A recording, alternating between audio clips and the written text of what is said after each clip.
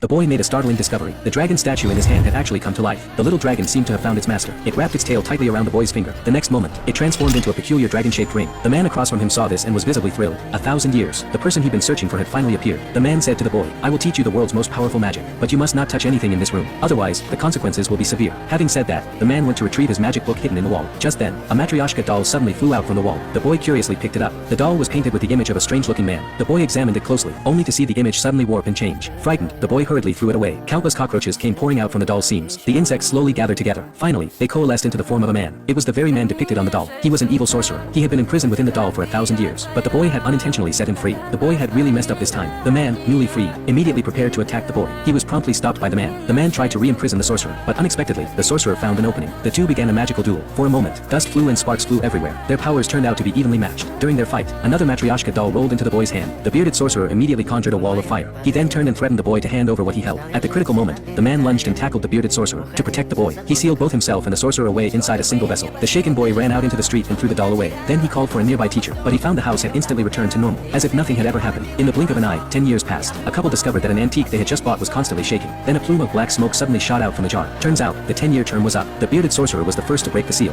Am I the first one out?